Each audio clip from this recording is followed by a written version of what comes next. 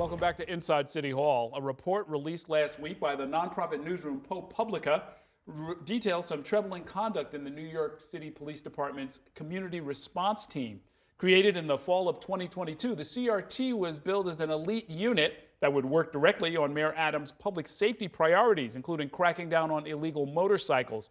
But some officers within the NYPD raised warnings over the unit's conduct. Welcome to the Chicago Justice Podcast. I'm your host, Tracy Siska. I'm also Executive Director of the Chicago Justice Project and an adjunct professor in the Department of Justice Law, Criminology, and Security at American University, discussing the NYPD's Community Response Team.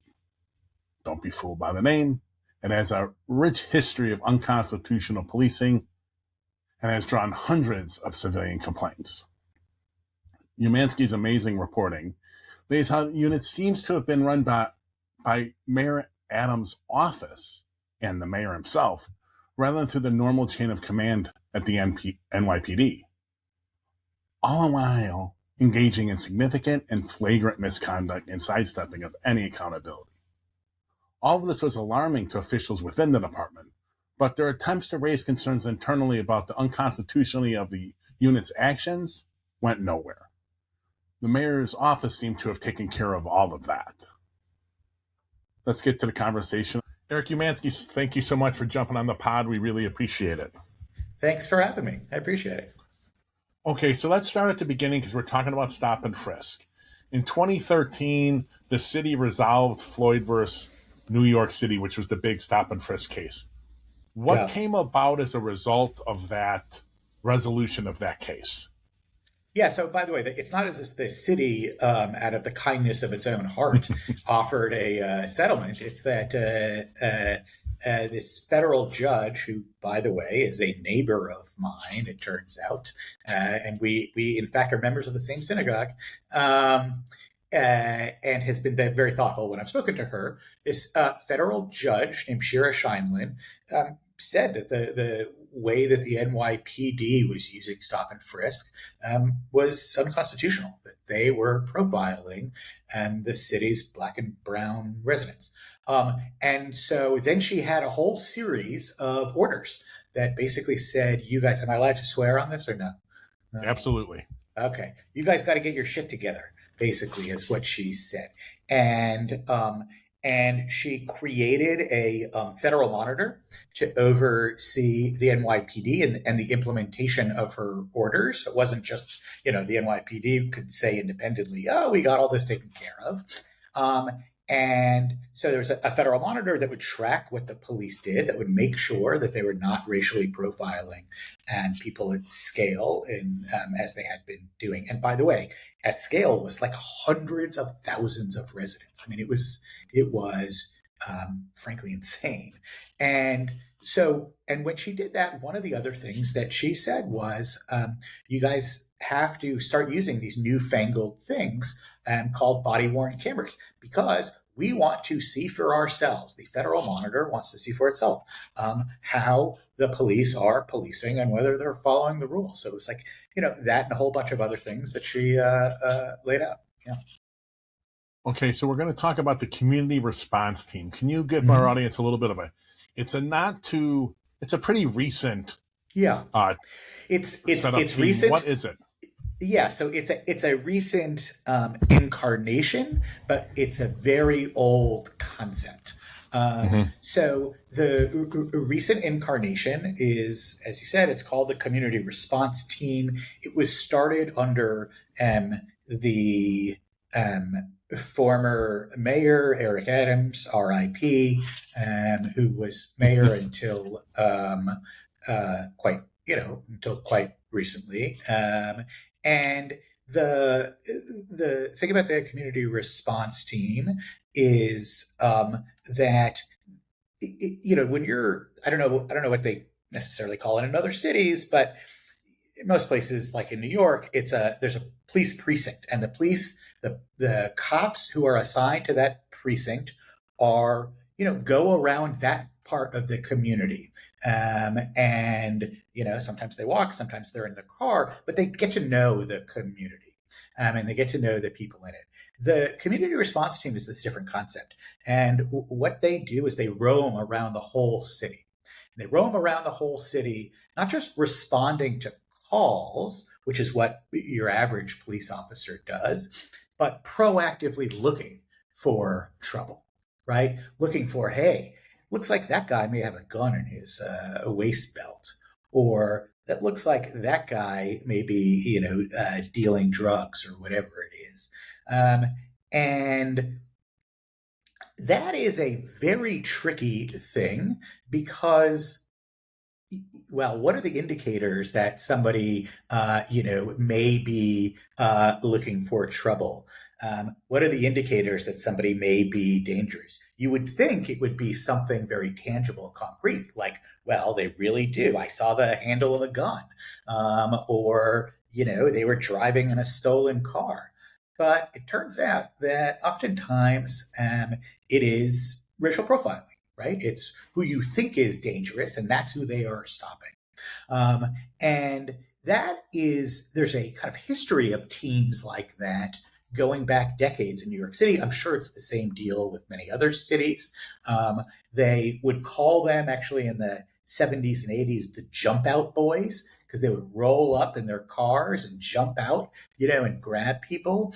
And the most well-known cases of police brutality and really police killings by the NYPD were by these kinds of teams, just to kind of like roll through it. Eric Gardner in 2013, I think. Amadou Diallo, who was,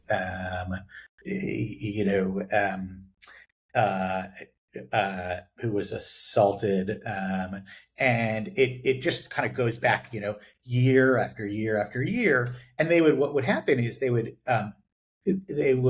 be a push for reform, and they would suspend the team, or they would kill a team. And then there'd be a new incarnation with a new set of initials. And so this was the new set of initials under Eric Adams, but it had a kind of extra layer to it, which is that it was led by Eric Adams' buddies. Eric Adams' buddies who didn't really have the requisite skills or, frankly, like temperament to do this stuff. And basically just did the mayor's bidding. He was really not into New York City. Sometimes people use these like illegal motorbikes and go around in them. Sometimes they're like ATVs that go around the street, which is illegal. And so Eric Adams said, well, I'm going to crack down on this stuff. So then this team just brutally began to crack down. And when I mean brutally, I mean in one case that I detail, the cops drove in front of a guy on his motorbike and cut him off, and he hit them and flew tens of feet and ended up dying, actually. So anyway, that's not all good news, but that is not all uplifting. But that is what the CRT is, yeah. So you, in your piece, you refer to them as aggressive and politically connected. We went into a little bit of that. But there is something in your piece that is just, I've never seen before. Mm-hmm. It's in the piece that the mayor, Adams, had access for some period of time to a live stream of the body cam footage from this unit. Did I get that correct? Yeah. You got it correct. When I first heard this, I thought, there's no fucking way that that's true. I mean, what are the chances that that is true? And I kept talking to people, and then I heard it from somebody else. And I heard the exact same story, and I thought, well, maybe this is like apocryphal or something. It's like, no. They actually told me exactly who said it, and it lined up completely. And I ended up getting multiple sources. And what it was is, the guy who Eric Adams, his buddy, who was one of the leaders of this unit, was really into tech stuff. And so called the manufacturer of body-worn cameras, company Axon, and Axon actually offers a new camera. It's like just a new version of the camera that has this feature that allows commanders to see what a cop is seeing. It's almost like first-person viewer thing, right? So rather than having to go back to the precinct and you upload it, you put it in the charger and it uploads. It can send it live, and it can send it live, and it has the ability to say, it makes sense so that not everybody can see it. Send it to these 4 people. These 4 people can get it. So what I was told is that he called the manufacturer and said, we want some of these things. Give us some of these things. Because the NYPD, and it's the largest police force in the country by far, they're important customers. And they said, yes, sir, right away, sir. And they gave them a bunch of these cameras, and they set it up so that the mayor had access and could look on his desktop or laptop if he wanted. And I don't know what he was looking at. I don't know why that would be a good use of his time, but I know that option was available to him. I read it, and like you, I was like, no fucking way. But that's a new one to me. It wouldn't seem to me, and this may goes to maybe the professionalism or intelligence of the mayor. You think you'd want plausible deniability of not knowing what the team is doing. God forbid you're watching it when they do something and you don't say anything. You would think you'd want the separation, right? There's multiple layers theoretically between them. You'd want it. But I read that and I was just blown away by that reality. Yeah, I mean, Eric Adams, I think it's fair to say, liked to live life as the mayor on the edge, and I think this ended up being another example of it. I mean, it was something. Yeah. Okay, well, that brings me to my next question. Sure. Who was running this unit? And so what I mean is, was the commissioner over this unit? Or was it the mayor's office? Because it seemed like in your pieces, the mayor, when something happened the unit didn't like or they got friction, they just went to the mayor's office and kind of skipped the chain of command. Yeah, so that's actually, frankly, it's what incented some people to talk to me within the NYPD, because they were sort of pissed that the proper chain of command was not followed.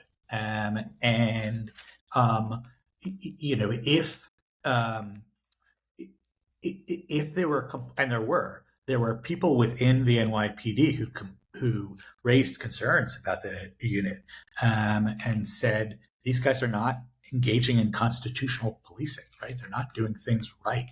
And I can give you more detail about that, but it was multiple people who were, troubled in multiple ways. And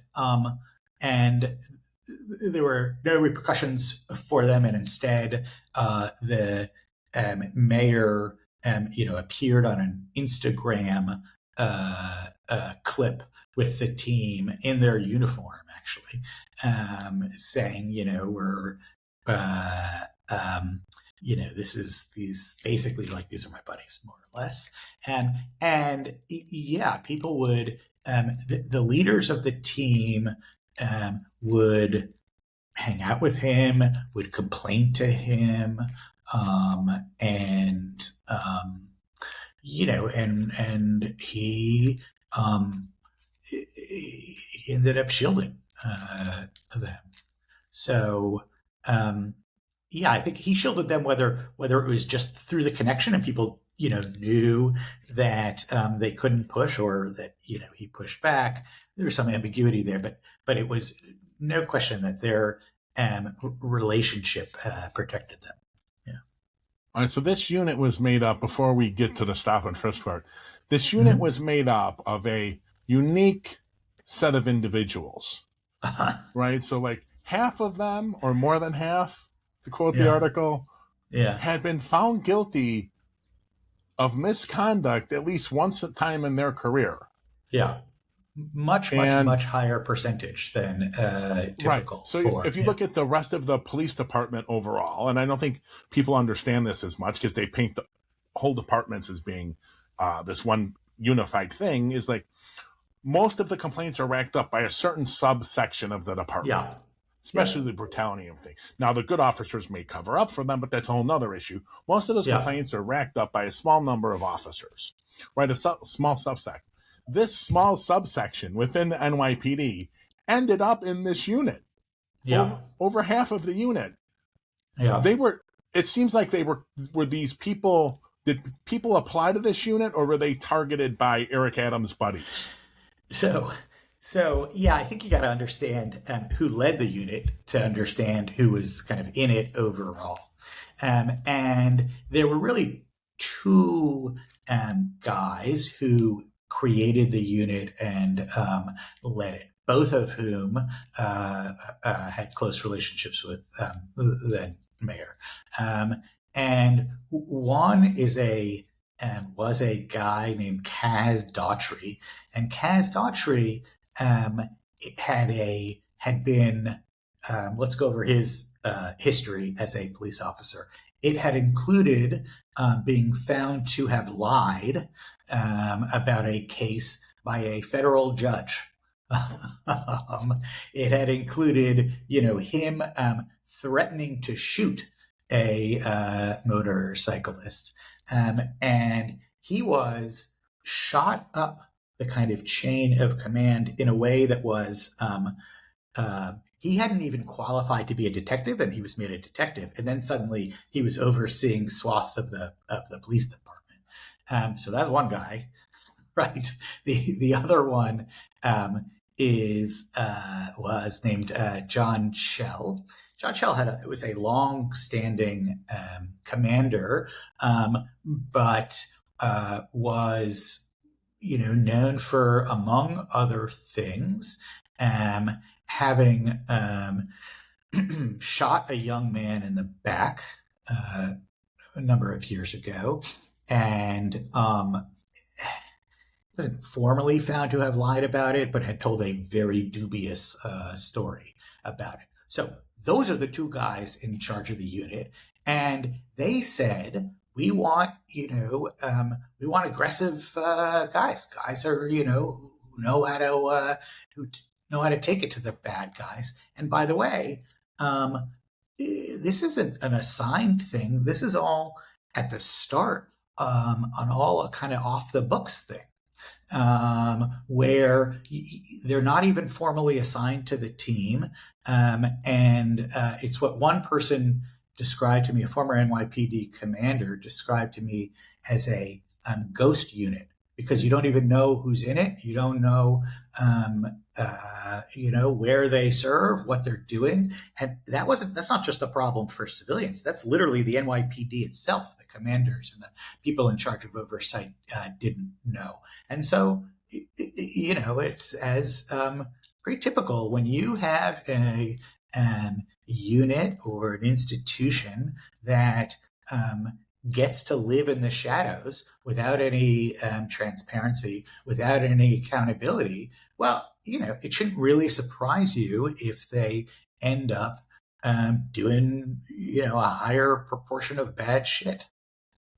Yeah, Chicago had that unit called Special Operations Section. Yeah. And it had a street unit of over 100 officers, and they would take over a part of a district. And no one, if there was a 911 call, they were the only officers that could show. No beat officers could be in that area. And they went bad. They got caught for robbing and beating up gang members, and then suspected drug people, and then just people off the street and false arrest. It went really bad. And when they were arrested by the local police for corruption, one guy flipped and recorded another guy setting up the murder of some of his fellow team members because he worried they were talking to the feds. And that guy went to federal prison for 20 years. This is what happens when you let teams go wild with no oversight. There is going to be problems. And I do think there's also, I spoke to a number of former cops, current cops who emphasized to me that that there's an additional problem. I mean, that is all a problem, but there's a problem on top of it, which is when you have these teams that are roving all over the city, and they don't give a shit about developing rapport with people in the community, right? They don't give a shit if they piss people off, because they'll be somewhere else tomorrow. They make actually the job for beat cops harder. And so you have these beat cops who resent these units, and I understand why. Yeah, there's a big problem that people who want to see departments reformed and operate better are losing and missing, and that bad cops and bad units make the jobs of good cops and good units harder, right? Yeah. When the police union goes and defends to the hilt a cop who murdered a black kid for no reason, they are worsening the job conditions the other 10, 12 in New York, 25,000 other cops have to work in, because now their jobs just became more dangerous to protect this one guy who's obviously bad, obviously committed a murder on video. We had that in Chicago, but we lose that. They don't seem to care about the rest of the people. It's about protecting the worst of the worst, no matter what happens. I was in a watch commander's office while that unit was still roaming for a grad school assignment. And he starts screaming. He's like, give them all CRs, internal complaints. He yells at the sergeant. Like, what's going on? He goes, SOS is in my district without telling me. They're chasing someone with a gun. They have a gun. The person they're chasing has a gun. They're not on the same radio as my guys. So now my beat cops are out there and they're going to see two guys running with guns. They don't know one of them's a cop. He's in civilian clothes. They could get shot or shoot the other cop. He goes, he's putting my guys at risk because they're just cowboys. But that always gets lost in this. It's very sad. Okay, explain to us. So some section of this unit was doing stop and frisk, or the whole unit was doing stop and frisk. You can educate us. But 2,000 of those stops weren't being reviewed by the department. And so how did that happen? Yeah, so let me sort of step back for 1 second, back to that the case, the suit that the judge found the NYPD was stopping New Yorkers unconstitutionally and stopping and frisking them. And by the way, I mean, everybody hears the term stop and frisk and you think, it's bad. And it's because you got to think for a second of what it actually means in practice, just so that everybody can wrap their head around it, which is that what cops would do is they would hang out, or they would be in their car and see somebody. Again, they were supposed to have some kind of cause, but it was happening at such scale that obviously there was not cause, and they would stop them, right? And then they would actually usually question them in some way, and then they would frisk them. And you're not allowed to stop somebody just without cause, and you're not allowed to stop somebody and question them without cause, and you're sure as shit not allowed to get into their personal space and pat them down and frisk them without a good reason. And so that's what was happening. The judge has said, I'm not just going to say that this is unconstitutional. I'm going to create a whole structure to make sure you stop fucking doing it. And the structure consisted of, you guys have to use body-worn cameras, and there's a federal monitor over the NYPD. And what the federal monitor would do would be to look at cases and to see, to pull out kind of sample cases. Are they doing policing properly or not? And the police themselves would have to fill out forms to say, okay, we stopped somebody here, so we're going to fill out a stop form so everybody knows. You can check it. It's all cool. Don't worry about it, right? Okay, what happens? Well, those forms are often not filled out, or to put it more simply, NYPD officers very often do not record, make no record of the stops that they're doing. When they do make a record, they then they basically get, frankly, a shit review by a superior, which is required. And how do we know this? We know this because the Federal Monitor would look at it, because now they have footage, usually, though not always, because if they don't turn on their cameras, but they would often have footage, and they would say, okay, let's look at this stop that the officer thought was fine, the supervisor thought was fine, and the supervisor thought was fine.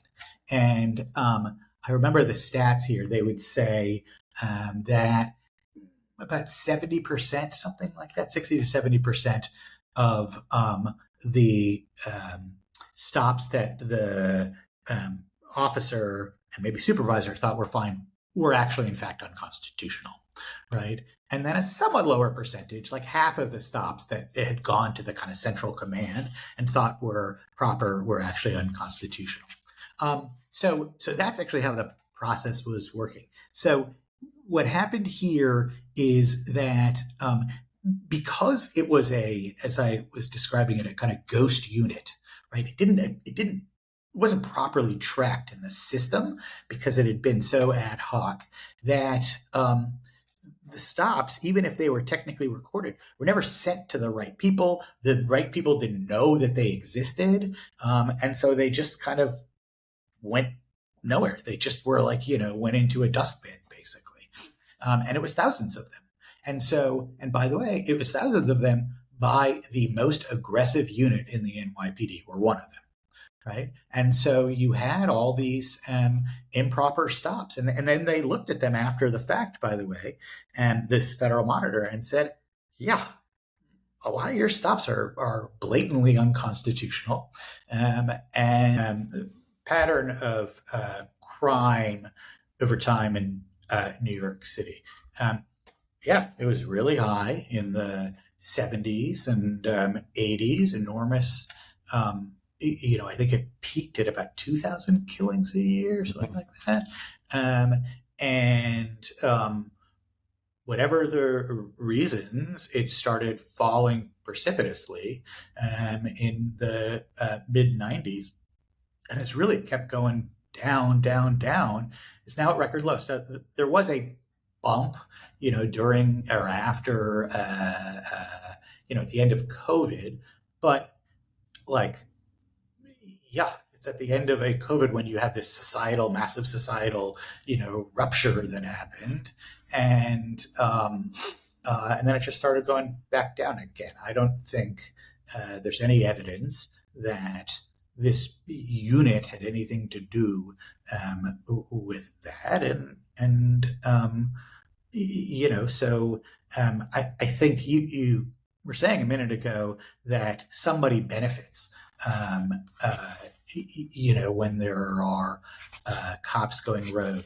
And I think in this instance, at least in a narrow way, the mayor benefited. He got officers who were jacked up and raring to go, focusing on his pet issues. It was motorbikes.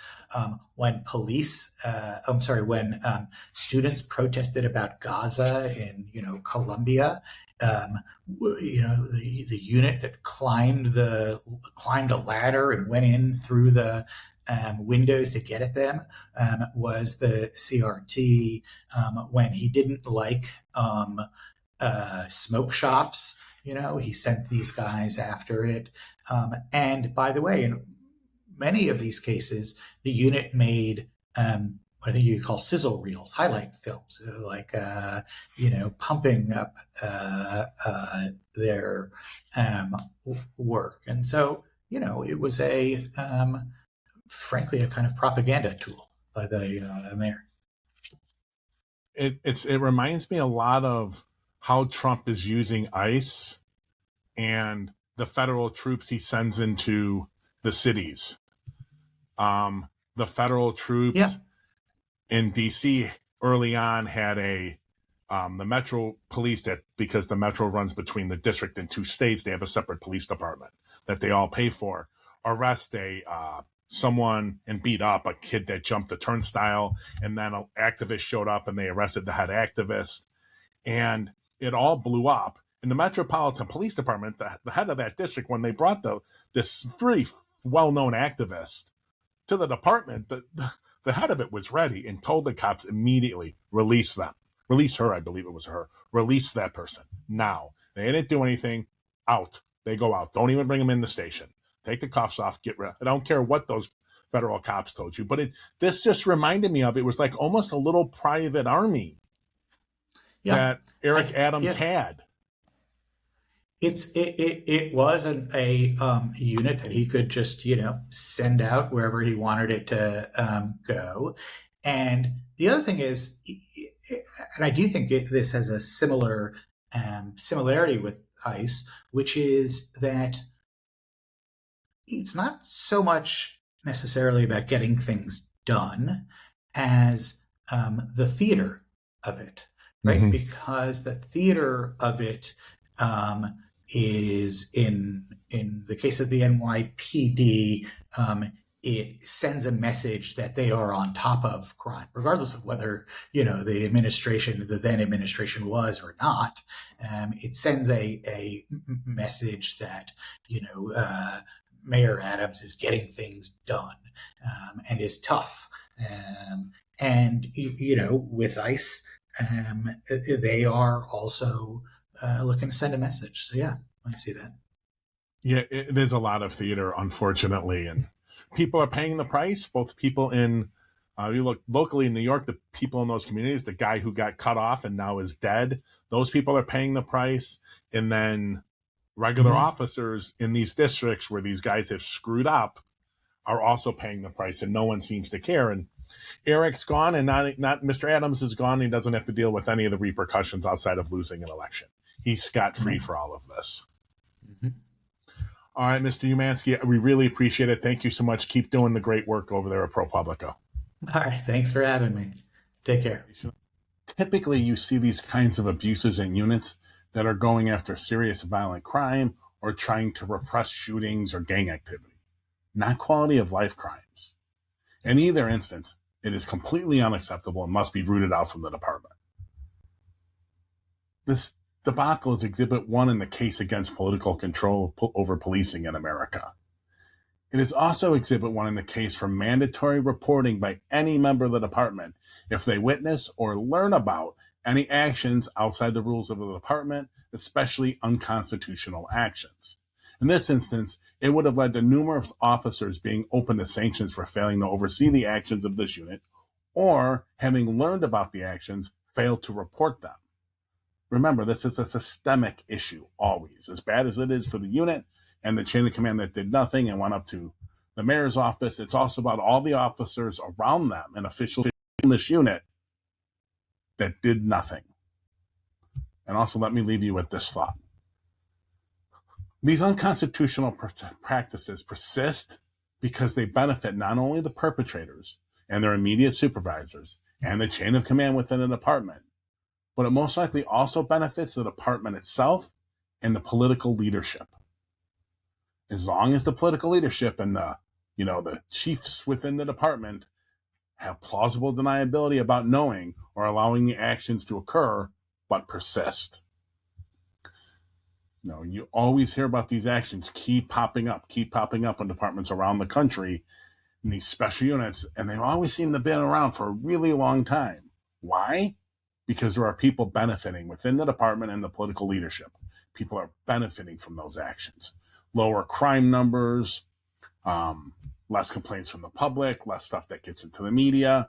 There's always ancillary benefits to the people who are keeping quiet most of the time.